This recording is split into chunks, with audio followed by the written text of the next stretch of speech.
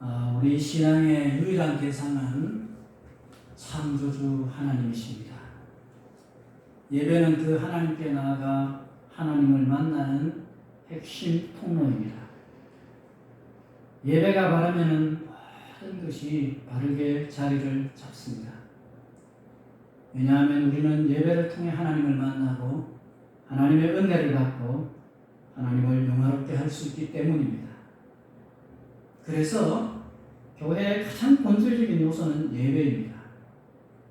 오늘 이 예배를 통해서 특히 느헤미야 6장 말씀을 통해서 우리 주님께서 부어주시는 은혜를 충만히 받아 누리는 귀한 시간 되기를 주님의 이름으로 축원합니다.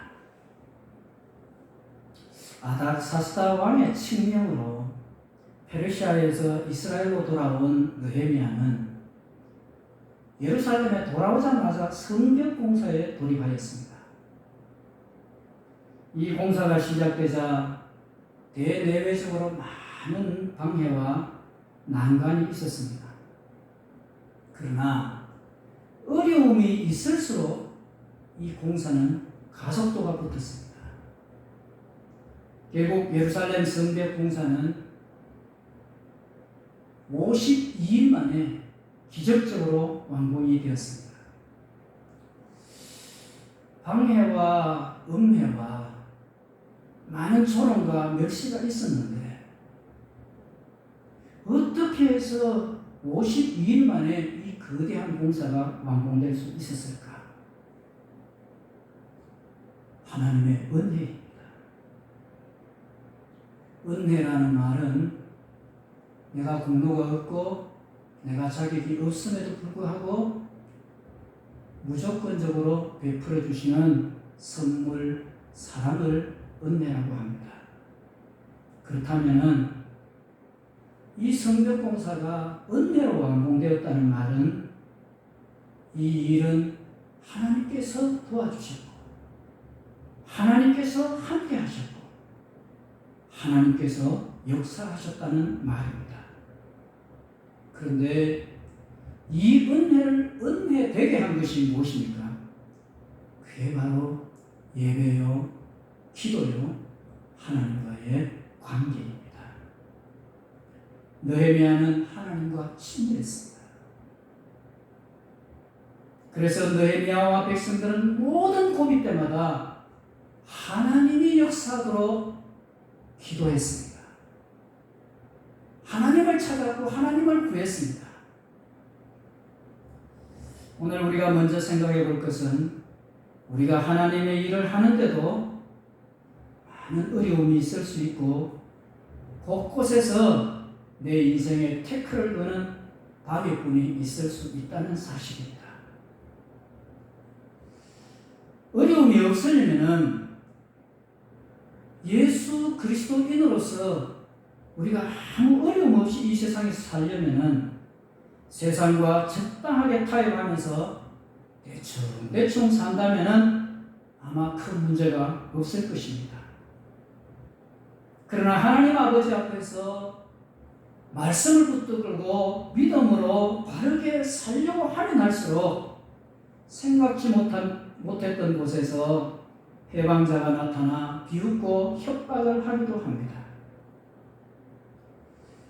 나는 조용하고 싶습니다. 그러나 세상은 내가 조용히 살도록 나를 가만히 놔두지를 않습니다. 나는 의롭고 진실하게 살고 싶습니다. 그러나 세상은 내가 의롭고 진실한 것을 좋아하지 않습니다. 여러분, 이게 세상입니다. 세상을 장악한 사단 마귀는 하나님을 믿고 하나님의 말씀에 순종하며 살아가는 자를 수단 방법을 가리지 아니하고 넘어뜨려서 하나님의 손을 놓게 하는 것이 그들의 목표입니다. 느헤미야서를 통해서 보면은 성벽 재건을 방해하는 대적자들이 처음으로 하는 것은 조롱하고 비난하는 것이었습니다. 느헤미야는 백성들에게 구역을 나누어서 일명 돈 내기식으로 성벽 공사를 착착 진행해 나갔습니다. 그런데 느헤미야가 예루살렘에 오기 전까지 이곳에서 터줏대감 노릇하던 산발락과 도비야가 느헤미야를 견제하며 분노합니다. 그리고 느헤미야가 백성들과 함께 성벽을 쌓아가는 모습을 보면서 이런 야유와 조롱을 보냅니다. 너희가 쌓는 돌 성벽은 여우가 올라가도 곧 무너질 성이다. 그런데 느헤미야는 그들이 하는 그런 말을 들으면서도 꼼짝도 하지 않습니다. 그러자 대적자들은 더 화가 나고 분노하면서 이제는 무력으로 공사를 저지하려고 합니다. 이것을 간파한 느헤미야는 공사 현장의 사람들을 두 팀으로 나누어서 한 팀은 창과 칼을 들고 보초를 서게 하고 한 팀은 계속 공사를 진행하게 합니다. 또 언제 공격할지 모르는 적들을 대비하여 사람들이 물들어 갈 때에도 한 손에는 무기를 잡게 하고 한 손에는 양동이를 들고 가게 했습니다. 그런데 산 넘어 또 산이라고 대적인 산발락과 도비야는 그 교활한 계략을 세워서 우리 만나서 우리 관계를 새롭게 하고 우리가 연합해서 함께 이 일을 하자.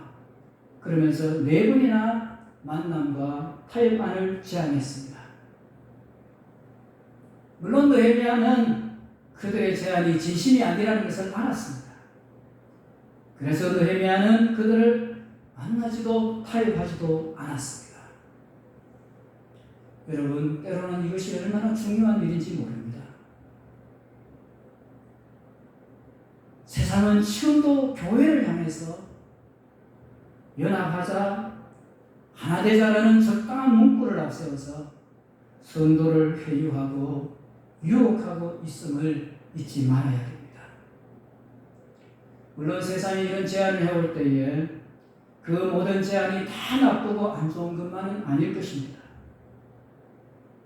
그래서 우리는 그들과도 협력하며 같이 할 수 있는 일이 있습니다. 사회봉사를 한다든지 공공의 유익을 위해서 또 많은 사람을 살리기 위해서 어떤 일을 해나갈 때에 우리는 얼마든지 함께하며 협력할 수 있습니다.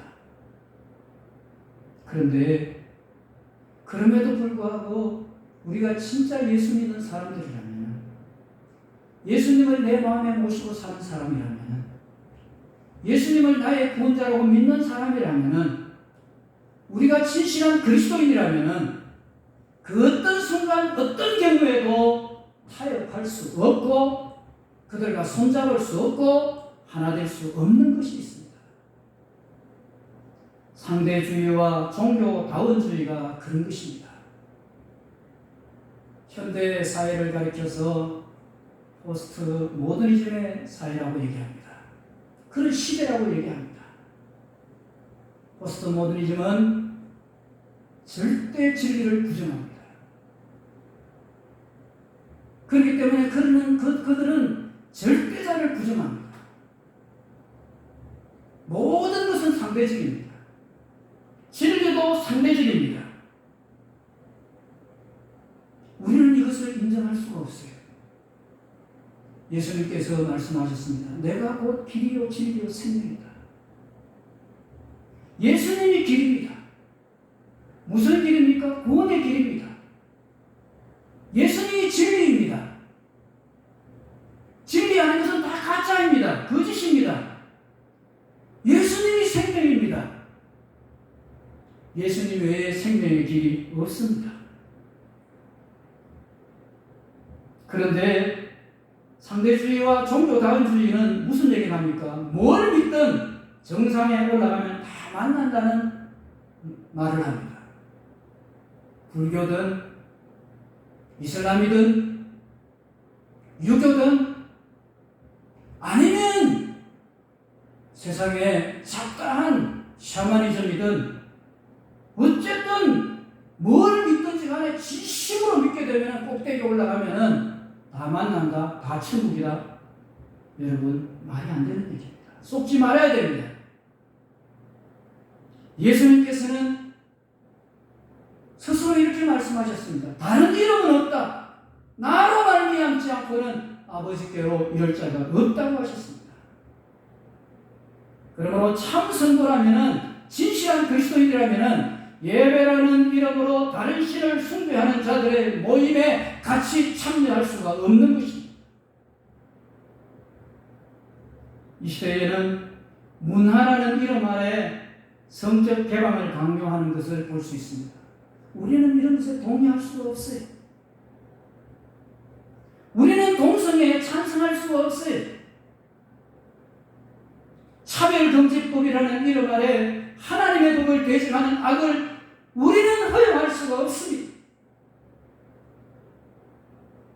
그런데 오늘날 이 땅의 교회들이 깨어있지 못함으로, 이 땅의 교인들이 말씀 앞에 깨어있지 못함으로 미혹에 넘어져 자신도 모르게 마귀와 손잡고 어두운 함정으로 끌려가고 있는 모습을 볼 수가 있습니다. 어떻게 해야 하겠습니까? 오늘 느헤미야는 대적들이 뻗치는 유혹의 손을 잡지 않았습니다. 진리가 아니기 때문입니다. 어떻게 이렇게 할 수 있습니까? 여러분, 우리의 영적 주파수를 세상에 맞추지 말고 하나님 앞에 맞춰야 됩니다. 그때 우리는 깨어있을 수가 있고, 깨어있을 때에 넘어지지 않을 수 있고, 예수님이 오실 때, 신랑 계신 예수님께서 오실 때에 기쁨으로 맞이할 수가 있는 것입니다. 깨어있어야 됩니다. 느헤미야에게 한 수 배울 수 있게 되기를 바랍니다. 그런데도 원수들은 포기하지 않습니다. 대적들은 이제는 봉하지도 않는 편지를 느헤미야에게 보내었습니다. 봉하지 않는 편지, 뚜껑이 열린 편지를 보내었습니다. 가면 오면 누구든지 이것을 보라는 것입니다. 내용이 어떤 것입니까? 느헤미야야, 네가 성벽을 건축하면서 페르시아 제국을 반역하고 결국 네가 이스라엘의 왕이 되려고 하는구나.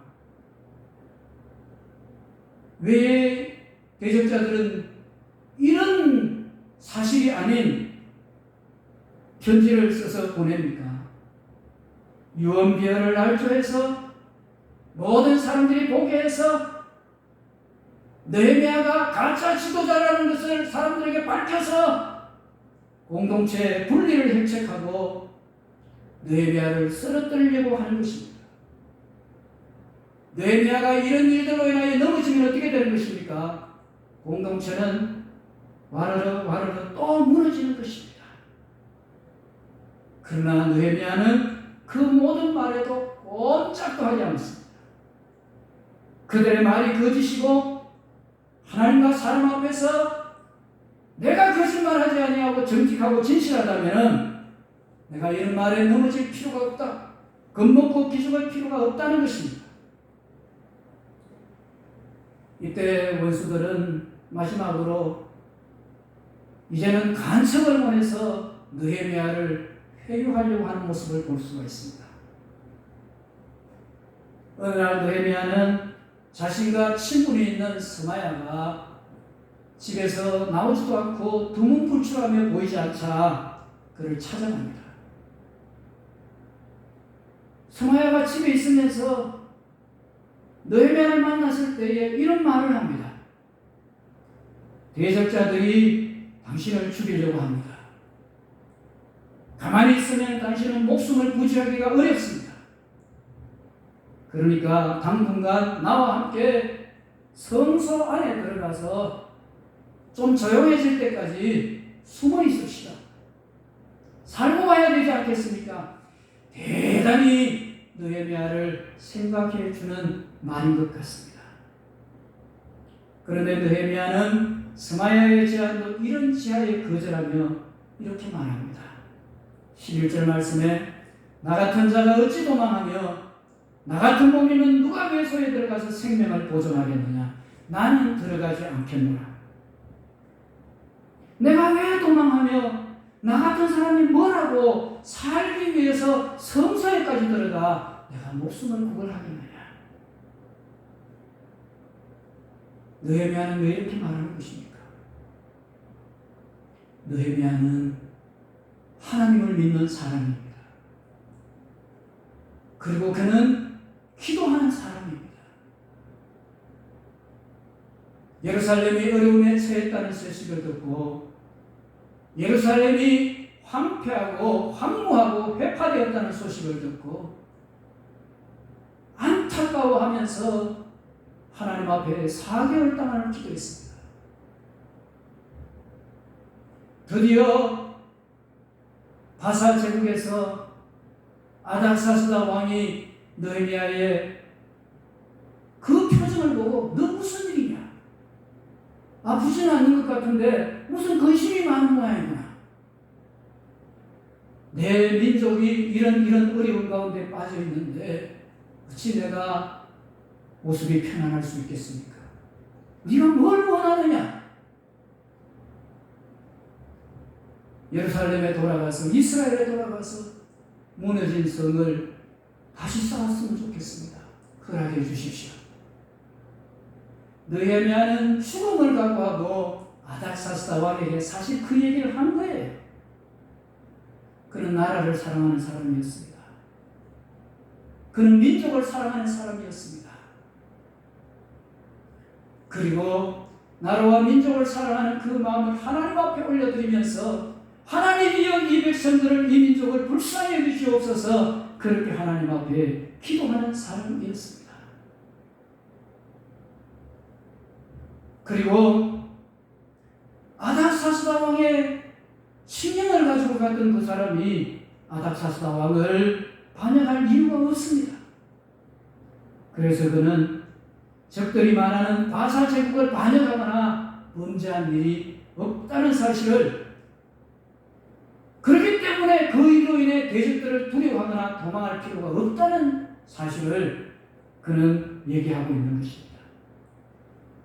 느헤미야는 스마야가 거짓말을 하고 있다는 사실도 사실은 깨달았어요.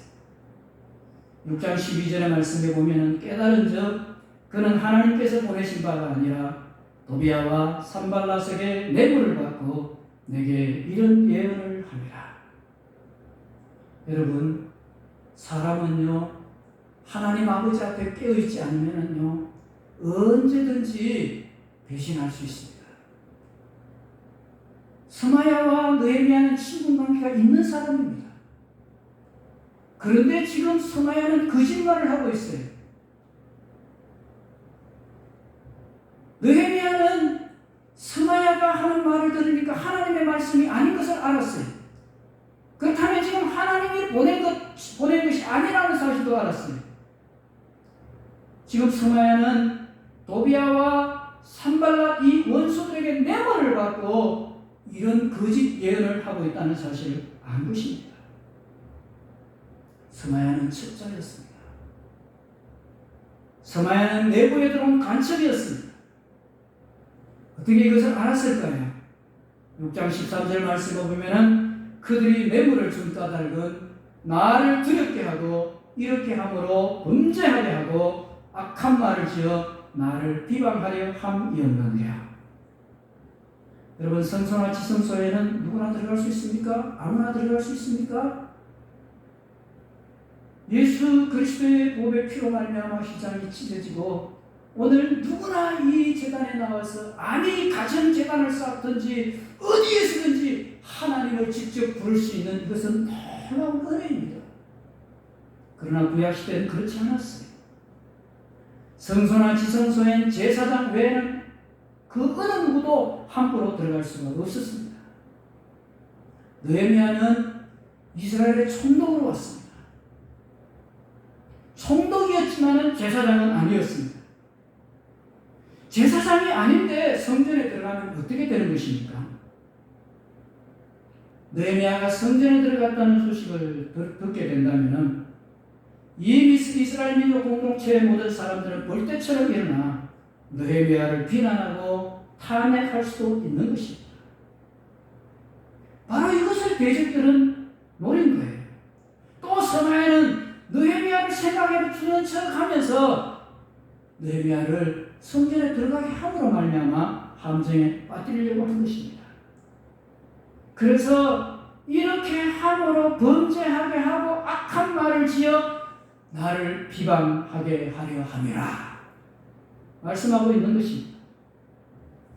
그런데요, 이 사람들은요, 왜 이렇게 치열하게 하나님의 일을 하는 사람들을 대적할까요? 분명한 것은 이것이 사단 마귀가 사람을 통해 하는 일입니다. 마귀는요, 하나님의 나라가 세워지고 하나님의 뜻이 이 땅에 실현되고 하나님의 이름이 높아지는 것을 좋아하지 않습니다. 그래서 집요하게 방해합니다. 그러나 예수님께서는 우리에게 기도를 어떻게 가르쳐 주셨습니까? 하늘에 계신 우리 아버지여, 하나님 당신의 이름이 거룩히 여김을 받으시오며 하나님의 이름이 높아지며 하나님의 뜻이 이 땅 가운데서 이루어지며 하나님의 나라가 이루어지길 원합니다. 하나님의 나라가 확장되길 원합니다. 예수님께서 우리에게 가르치신 기도입니다. 그렇다면 우리를 통해서 하나님께서 이루시려고 하는 일이 무엇입니까? 하나님의 뜻이 이루어지고 하나님의 나라가 확장되고 하나님의 이름이 우리를 통해서 세상 가운데서 존귀 여김을 받게 하는 것입니다. 그러므로 사단 마귀는 하나님의 나라가 확장되는 것을 싫어하고 그렇기 때문에 방해하고 대적을 하는데, 우리는 예수 그리스도를 믿음으로 하나님의 백성이 되었으니까 사단 마귀와 싸우는 자가 되어 있다는 말입니다. 그래서 사단 마귀와 그 졸개들을 대적하는 하나님의 군사들인 우리가, 마귀가 우리를 비난하고 조롱하고 협박하며 다가올 때에 우리는 여기에 대해서 지혜롭게 용감하게 싸워야 되는 것입니다. 느헤미야는 그렇게 했어요. 느헤미야는 대적들이 조롱하고 비난하고 회유하고 협박할 때마다 그들의 말은 듣되 그들을 대적했습니다. 그런데 어떻게 대적했습니까? 그들을 직접 대적하지 아니하고 하나님 앞에 기도함으로 그들을 하나님의 손에 올려드린 거예요. 그리고 하나님의 역사가 계속 이루어질 수 있도록 기도를 한 것입니다. 은혜를 구한 것입니다. 이전에 4장 4절에서 5절에 보면은 도비야와 산발랏이 느헤미야가 쌓는 성을 향해서 할 때에, 비난할 때에, 조롱할 때에 느헤미야가 하나님 앞에 나아가 이런 기도를 하는 모습을 봅니다. 우리 하나님이여 들으시옵소서. 우리가 업신여김을 당하고 있습니다. 원하건대 그들이 욕하는 것을 자기들의 머리에 돌리사 노략거리가 되어 이방에 사로잡히게 하시고 주 앞에서 그들의 악을 덮어두지 마시며 그들의 죄를 도말하지 마옵소서. 그들이 건축하는 자 앞에서 수를 놓아시게 하였음이니라. 여러분, 사단 마귀는 우리를 대적하는 것 같지만 근본적으로 하나님의 뜻이 이루어지고 하나님의 나라가 확장되는 것을 대적하고 있다는 사실을 알아야 합니다. 그리고 오늘 14절 말씀에도 내 하나님이여 도비야와 산발랏과 여선지인 노아다와 그 남은 선지자들 곧 나를 두렵게 하고자 한 자들의 소행을 기억하옵소서. 느헤미야는 하나님 앞에 기도했습니다. 원수들이 대적해 올 때에 그 원수들을 직접 대적하는 것이 아니라 그들을 하나님 앞에 맡겼습니다. 그들을 하나님 앞에 맡기면서 느헤미야가 한 일은 하나님께서 오늘 나에게 맡겨주신 나에게 하라고 한 그 성벽 재건 공사에 온 열정을 쏟아부어서 일을 하는 것입니다. 여러분, 기도가 최고의 전략이며 복수인 줄 믿습니다. 또 내가 기도하고 하나님의 일을 할 때에 하나님은 나의 일을 하고 나를 복되게 하심을 믿습니다. 우리가 이 세상을 살다 보면은 시시때때로 나를 대적하는 자들이 있고 생각하지도 못했던 예기치도 않는 어려움이 우리에게 닥쳐올 수가 있습니다. 이럴 때 자신의 힘이나 혈기로 이것들을 향해서 대응하고 반응하는 자가 있어요. 그런데 그렇게 해서 얻을 것이 별로 없습니다. 그러나 주께 맡기고 전능하신 하나님의 이름을 부르는 자가 있습니다. 이것이 성도입니다. 성도는 이래야 합니다. 로마서 12장에 보면 원수 갚는 것은 하나님이 하실 일이지 내 일이 아니라고 했습니다. 행여 오늘 이 시간 내 마음속에 아주 아프게 서럽게 떠오르는 사람이 있습니까? 그 사람 생각만 하면 괘씸하고 억울하고 그래서 반드시 언젠가는 한 번 만나서 다정하게 아주 모질게 한마디 해주고 싶고 내가 당한 것 이상으로 복수해주고 싶은 그런 사람이 있습니까? 어떻게 해야 될까요? 하나님께 맡기시기 바랍니다. 그런 마음이 드는 것은 인간이기 때문에 어쩔 수 없는 것이지만 내가 1만 달러 더 빚진 자였는데 그것을 탕감받은 자라는 사실을 생각한다면 100데나리온 빚진 자를 얼마든지 용서해 줄 수 있을 것입니다. 그러나 그 용서하는 마음이 나에게 들지 않는다고 할지라도 하나님 앞에 올려드릴 때에 하나님 앞에 기도할 때에 하나님께서 내 손에 피 묻히지 아니하고 그들을 다 갚아주시는 것들을 볼 수가 있습니다. 이제 15절 16절을 보겠습니다. 성벽 역사가 52일 만인 엘루를 25일에 끝남에 우리의 모든 대적과 주위에 있는 이방 족속들이 이를 듣고 다 두려워하여 크게 낙담하였으니 그들이 우리 하나님께서 이 역사를 이루신 것을 알미니라.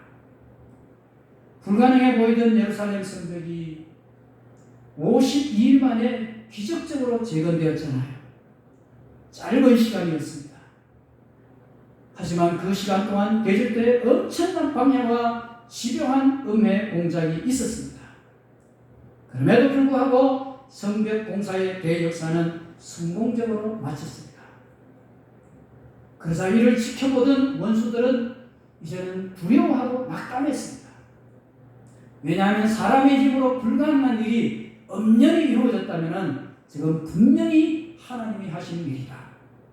하나님이 저들과 함께 하시는구나. 이것을 저들이 알았기 때문입니다. 우리는 하나님의 은혜로 사는 사람들입니다. 내가 한 것 같지만 내가 한 것이 아니라 하나님께서 하신 것입니다. 끊임없이 내 삶 가운데 이 고백이 있는 이것이 그리스도인의 삶의 현 주소가 되어야 합니다. 저와 여러분이 살아가는 모습을 보면서 세상 사람들이 이런 말을 할 수 있으면 좋겠어요. 저분을 보니까 저분 안에 하나님이 함께 하시고 저분 안에는 하나님이 계시는 것 같다. 만일 우리 안에 역사하시는 하나님을 세상이 보고 느낀다면 세상은 우리를 두려워하고 쉽게 대하지 못할 것입니다. 그리스도인은요, 세상에서 불편한 사람이 되어서는 안 됩니다. 하지만 만만한 사람이 되어서는 더더욱 안 됩니다. 그리스도의 사랑은 주님의 사랑이 내 속에 있기 때문에 당연히 편안하고 평안해야 합니다. 그러나 동시에 그리스도의 사랑은 진리가 내 안에 있기 때문에 불의한 사람들이 나를 보면서 두려워하고 겁을 낼 수 있어야 합니다. 그래서 그리스도인의 삶에는 한쪽에는 주님의 사랑이 있어야 되고 한쪽에는 주님의 진리가 있어서 양날개를 이루어서 사랑과 진리, 사랑과 공의가 함께 흘러가야 하는 것입니다. 왜 바로와 애굽의 모든 백성은 요셉 앞에 고개를 숙였겠습니까? 왜 그만하던 나아만이 엘리사 앞에 무릎을 꿇고 은혜를 구했겠습니까? 왜 블레셋은 아직 어린아이와 같은 다윗을 두려워했겠습니까?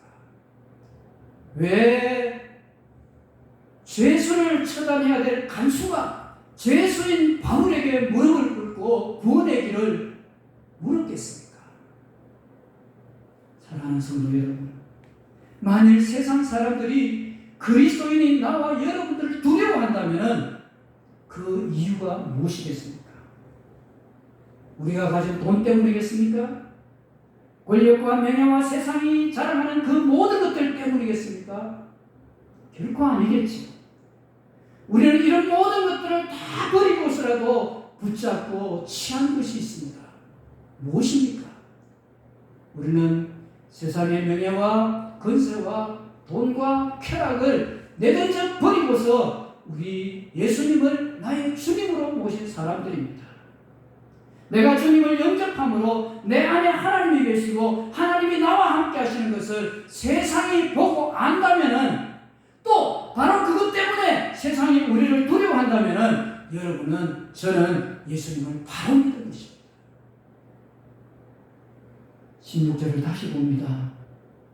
우리의 모든 대적과 주위에 있는 이방 족속들이 이를 듣고 다 두려워하여 크게 말담하였으니 그들이 우리 하나님께서 이 역사를 이루신 것을 알미리라. 예수님이 내 안에 계십니까? 그 예수님의 말씀대로 순종하시고 예수님을 잘 믿음으로 내 안에서 나를 통해 역사하시는 주님을 세상 사람들이 발견하고 알게 하는 우리 교회와 여러분 될 수 있게 되기를 주님의 이름으로 축원합니다.